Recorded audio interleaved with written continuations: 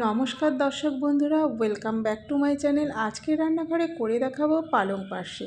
দুর্দান্ত স্বাদের এই রেসিপিটি গরম গরম ভাতে অসাধারণ লাগে। কখন যে এক নিমেষে এক থালা ভাত খেয়ে নেবেন টেরই পাবেন না।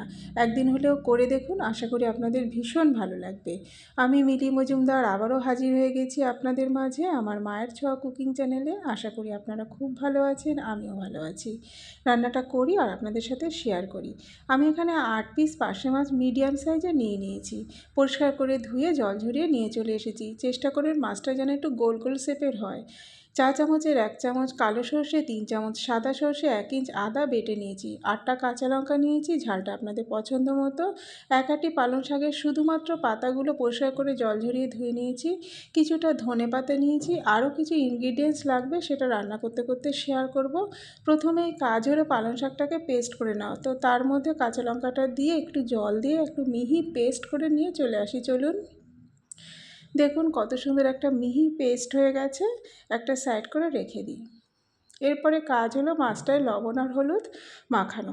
যারা এই মুহূর্তে আমার ভিডিও দেখছেন, একটা লাইক করে ভিডিওটা কন্টিনিউ করুন। আপনাদের একটা লাইক পরবর্তী ভিডিও বানাতে অনেকটা উৎসাহ দেয়।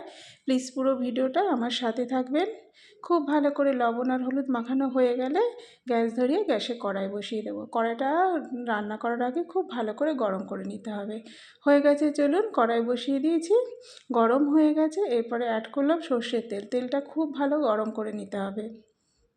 গরম হয়ে গেছে, একে একে মাছগুলো ছেড়ে দেব। প্রথমে 4টে মাছ ভেজে নেব, তারপরে 4টে মাছ ভাজবো। খুব হালকা করে মাছগুলো ভেজে নিতে হবে, বেশি ডিপ ফ্রাই করব না। অনেকেই এই রেসিপিতে মাছ কাঁচা রান্না করে, সেটাও কিন্তু খেতে অসাধারণ হয়। তবে আজকে আমি একটু মাছটা ভেজে নেব। প্রথম 4টে মাছ ভাজা হয়ে গেছে, এরপরের 4টে মাছ এবার ভেজে তুলে নেব। এই টাইমে পার্শে মাছ খুব ভালো পাওয়া যায়, একদিন হলেও করে দেখুন, আপনাদের ভীষণ ভালো লাগবে। আর এই শীতকালে তো শীতের সবজি বাজারে খুবই ভালো পাওয়া যায়, পালং শাক ভালোই পাওয়া যাচ্ছে। তো এইভাবে করে দেখুন।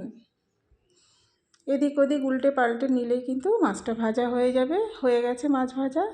যে তেলটা ছিল তাতে একটা ফোড়ন দিলাম, 4 চামচের 1/2 চামচ কালো জিরে। ফোড়নটা ভালোভাবে একটু ভেজে নিতে হবে। এরপরে পালং শাকের পেস্টটা এর মধ্যে আস্তে করে ঢেলে দেব। গ্যাসটা মিডিয়ামে রেখে খুব ভালো করে কষিয়ে নিতে হবে। পালং শাকের একটা কাঁচা গন্ধ আছে, সেটা যতক্ষণ না দূর হচ্ছে ততক্ষণ কিন্তু কষাতে হবে। অনেকটাই কষানো হয়ে গেছে। এর মধ্যে অ্যাড করব স্বাদ অনুযায়ী লবণ, খুব অল্প সামান্য হলুদ। এই রেসিপিতে কিন্তু হলুদ খুবই কম লাগে। আর 4 চামচের 1 চামচ জিরের গুঁড়ো দিয়ে আবারও ভালো করে কিছুক্ষণ কষিয়ে নিতে হবে। কিছুক্ষণ নাড়াচাড়া করতে করতে সাইড থেকে তেল ছেড়ে আসবে। দেখুন হয়ে গেছে কষানো। এবারে এর মধ্যে অ্যাড করব সর্ষে আদা বাটা। সর্ষে বাটা দিয়ে কিন্তু আর বেশি কষানো যাবে না। বাটি ধুয়ে জলটা একটু দিয়ে দিলাম। এবারে ভালো করে সর্ষের সাথে পালং শাকের গ্রেভিটাকে মিশিয়ে নিতে হবে। ভালো করে মিশিয়ে নিতে হবে। ভালো করে মেশানো হয়ে গেলে এখানে উষম জল একটু অ্যাড করব। বেশি ঝোল করব না, গ্রেভি করব, তাই অল্প পরিমাণে জল এখানে অ্যাড করব। দিয়ে দিলাম। দিয়ে ভালো করে জলের সাথে গ্রেভিটাকে মিশিয়ে নিতে হবে। নিয়ে ঢাকা দিয়ে রাখবো, তাতে টকবক করে ফুটে উঠবে খুব তাড়াতাড়ি। ঢাকা দিয়ে দিলাম। ফুটে উঠতে একটু টাইম দিতে হবে। ফুটে উঠেছে, ভেজে রাখা মাছগুলো এর মধ্যে দিয়ে দেব। পার্শে মাছ এমনিতেই খুব নরম মাছ, খুব সাবধানে রান্নাটা করতে হবে। এরপরে ঢাকা দিয়ে রাখবো 2 মিনিটের জন্য। 2 মিনিট বাদে ঢাকনা খুলে দিয়েছি। দেখুন মাছটা একদম নরম হয়ে গেছে, রান্নাটা প্রায় হয়ে এসেছে।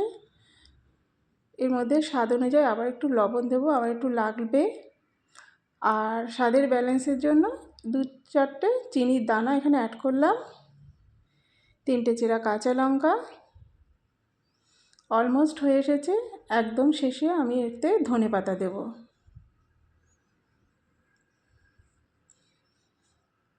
মাছটা কিন্তু খুবই নরম, বেশি নাড়াচাড়া করা যাবে না। তো উপর থেকে একটু ধনে পাতাটা ছড়িয়ে দিচ্ছি।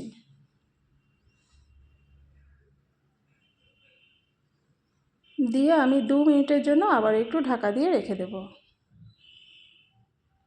2 মিনিট বাদে ঢাকনা খুলে দিয়েছি। দেখুন সাইড থেকে তেল ছেড়ে এসেছে, আমার একদম হয়ে গেছে।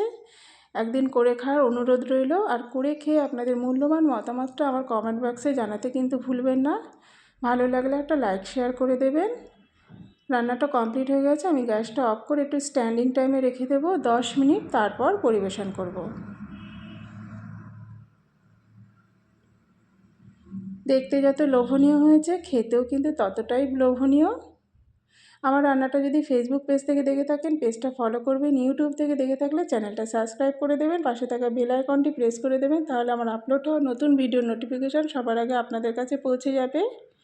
আমি তো ভাত নিয়ে চলে এলাম। পালং শাক, কাঁচা লঙ্কা, ধনেপাতা, কালো জিরে, ভাত সব কিছু মিলেমিশে একাকার হয়ে গেছে। সুস্থ থাকবেন, ভালো থাকবেন, দেখা হবে আবারও কোনো নতুন ভিডিওতে। আজ এই পর্যন্তই। আপনাদের সুস্থতা কামনা করে বিদায় নিচ্ছি। Thanks for watching my video.